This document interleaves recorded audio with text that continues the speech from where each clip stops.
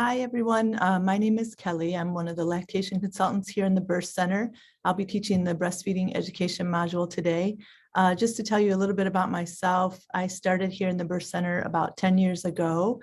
Prior to that, I worked in the community as a La Leche League leader. La Leche League is a community parent-to-parent support group for breastfeeding. I did that for about 7 years and then became certified as a lactation consultant, went back to school to become a nurse, and then started here in the Birth Center. Worked on the unit for about 3 years in labor and delivery and postpartum, and then our lactation group formed.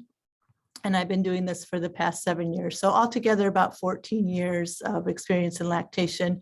I am one of a group of lactation consultants here in the Birth Center. When we're ideally staffed, we try to be here 24/7 every day of the year. There's a separate group of lactation consultants who support the neonatal ICU, the NICU, and MOT, and they also support the outpatient clinic. So there are 2 separate lactation teams here at the hospital. I'm part of the Birth Center team and I work day shift. We also have some night shift lactation consultants. So I'm going to try here to share the screen and we'll start going through the program.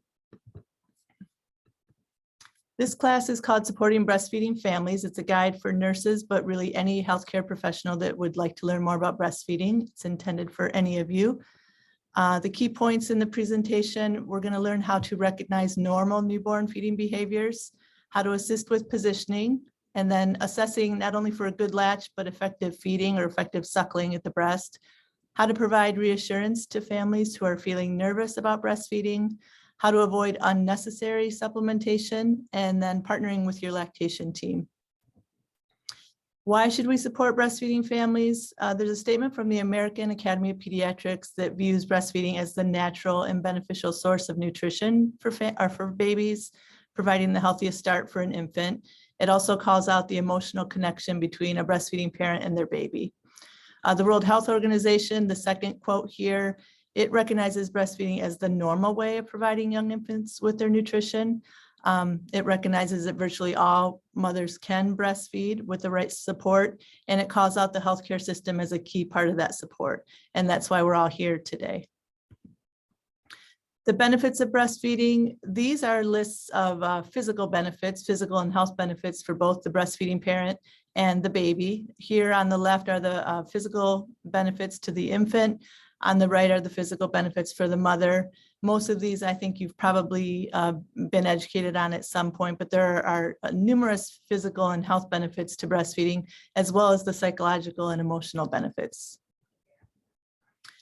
Some parents will often ask, how long should I breastfeed my baby, or how long do I have to breastfeed my baby? This is again a statement from the American Academy of Pediatrics. It recommends exclusive breastfeeding for about the first 6 months of life, introducing complementary foods, but continuing on with breastfeeding up to at least 12 months of age. And then beyond that, as long as it's mutually desirable between the breastfeeding parent and the baby. The World Health Organization has a statement very similar. It views exclusive breastfeeding as recommended for the first 6 months, continuing with appropriate complementary foods, but then going up to and beyond 2 years of age, as long as it's mutually desirable. So I think it's important to note that here in the United States, we don't commonly see babies breastfeeding into their toddler years, but worldwide, it's not at all uncommon to see babies breastfeeding until they're 3 or 4 years old. So that's this is the World Health Organization stance on that, up to 2 years and beyond, as long as it's mutually desirable. These are the Healthy People 2020 objectives for breastfeeding. At the top, we have the breastfeeding goals of initiating any breastfeeding. The Healthy People 2020 objective was 81.9%. At the state level, we're doing fine. We exceed that. As of 2018, we were at 85.3%. And here at Michigan Medicine, this 92%, that's for the Birth Center specifically. So in 2020, our initiation rate for breastfeeding was 92%. We've continued to initiate breastfeeding at a rate of at least 92% or better since then. Going down the list, they have any breastfeeding at 6 months or any breastfeeding at 12 months. Again, the targets are outlined here. At the state level, we're a little bit shy for the 6-month goal. We're right on target for the 12-month goal, and we don't track those numbers currently at Michigan Medicine. Exclusive breastfeeding goals. By 3 months of age, the goal is 46.2%, again, doing fairly well at the state level. and exclusive breastfeeding by 6 months. The goal is 25.5%, again, doing well at the state level. But I think it's important to call out that, again, the American Academy of Pediatrics and World Health Organization shoot for a goal of exclusive breast milk feeding for the first 6 months of life. And here, at 6 months of life, we're seeing about 25.8% of families actually achieving that. So that's, recognizing the lack of support there is for breastfeeding families right now. This chart is specific to our unit. This is the breastfeeding performance rates. The Joint Commission has a perinatal core measure that measures breastfeeding exclusivity. And we tracked this on this unit, and we were noticing a downward trend in those rates. So in 2019, we had a change in our hypoglycemia protocol. Instead of treating hypoglycemia with formula, we implemented a change in practice to treat with glucose gel as an effort to increase our breastfeeding exclusivity rates. So this chart on the left shows that the goal, according to the Joint Commission, regardless of the family's feeding plan, the goal is that 70% of your infants should be breastfeeding exclusively. So in 2014, we were at about 72%. So we were doing well in 2014, but then again, we were seeing just a decline year after year after year. 2019 was our low point, and then we introduced the change in practice to start using glucose gel to treat hypoglycemia, and we finally saw an upward tick. We're still not back to our target of 70%, but we were seeing, as far as 2019, we were seeing an upward tick there. So we'll continue measuring that and hopefully see continued positive results. On the right side, we have the Healthy People 2020 objective. It's measuring the same type of information, but wording it differently. Their goal is that only 14.2% of breastfed newborns would receive formula supplementation in the first 2 days of life. So still measuring exclusivity, but in a different wording here. So the goal is 14.2%. We were not quite on target with that. We were in the 20% range, high 20% range in 2014. Again, year after year, we saw increasing rates of formula supplementation, changed to the glucose gel to treat hypoglycemia in 2019. And now in 2020, we did start to see a decline again in the amount of formula being given. So again, hopefully the change in practice will continue there. We do deliver a lot of late preterm SGA infants, and those are the population that oftentimes require formula supplementation.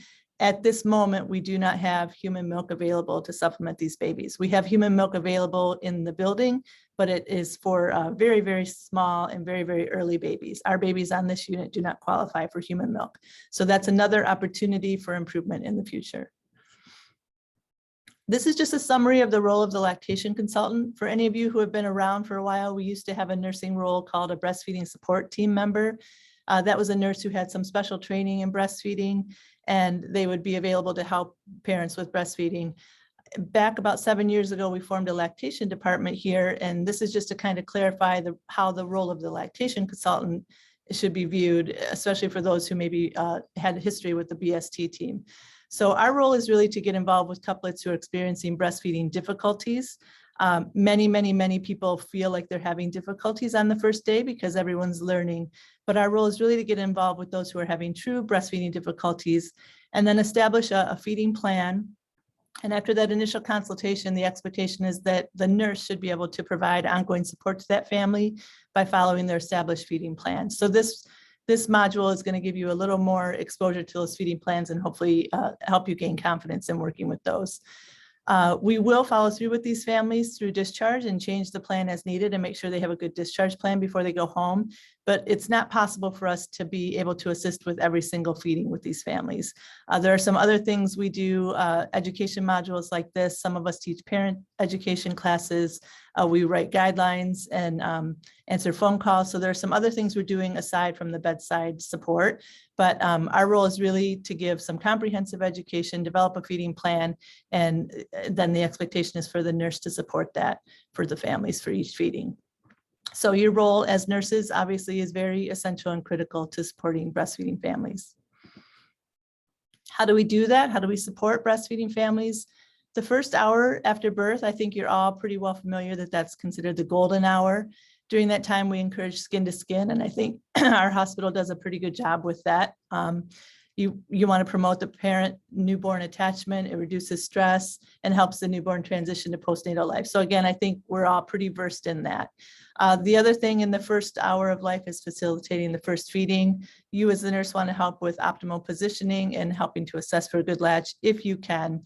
I know there's a lot going on in that first hour of recovery, a lot of other things, but with some exposure to how to help with good positioning, maybe getting the baby in a good spot to start that first feeding.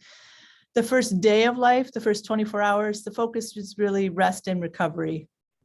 I think we have an expectation, that parents should be offering the breast every few hours, but a lot of these babies are not ready to be doing regular feedings like that. So our focus is really on resting and recovering, assuming that these babies are full-term, normal, healthy babies. If we have a late preterm or an SGA infant or a baby who's otherwise unwell, which is not always the case on our floor, but a baby in that kind of criteria may need a little sooner intervention. But otherwise, for our well, normal, healthy newborns, the focus is really rest and recovery. Continue to encourage skin to skin and educate parents about what to expect in terms of frequency and duration of these feedings, knowing that the babies are learning and they're very sleepy from their delivery.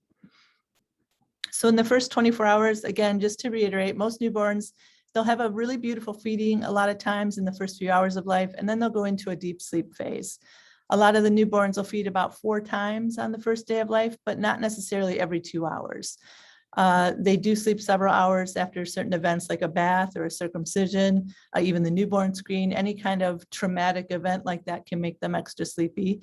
And then, just continuing to encourage the skin to skin. That's really our primary focus on day 1. I'm going to try to bring up this video. This is a video that will show hunger cues. A lot of our parents aren't clear on how to know when the baby is hungry. So this video does a nice job. This video is available in every room through the Get Well network. So you can pull this up or encourage your families to watch this, but just take a look. It'll show you how to tell when a baby is showing hunger cues.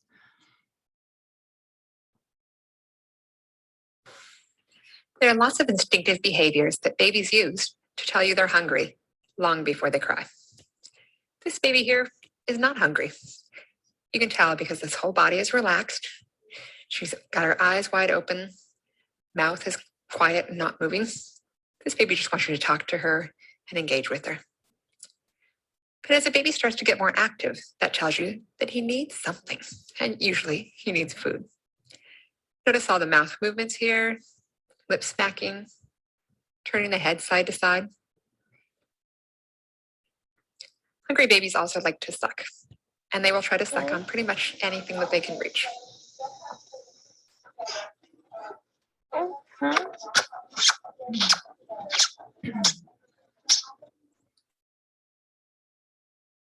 Really, on anything they can reach.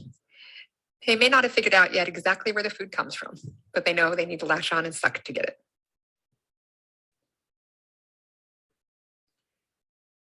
Notice this little one, turning his head from side to side, trying to figure out where the milk comes from.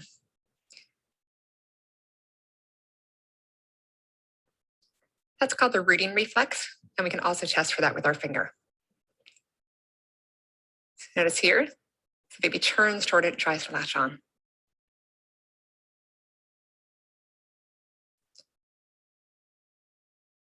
As babies get hungrier, they'll often try to put themselves into the right position to nurse, and they'll dive for the nipple.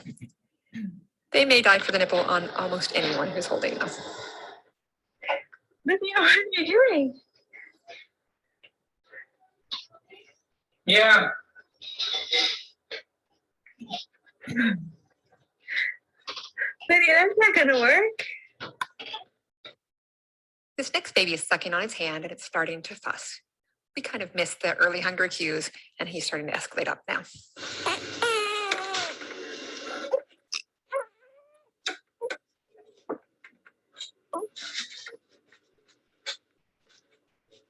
Anytime you see any of these hunger cues, you can feed the baby. There's no reason to wait.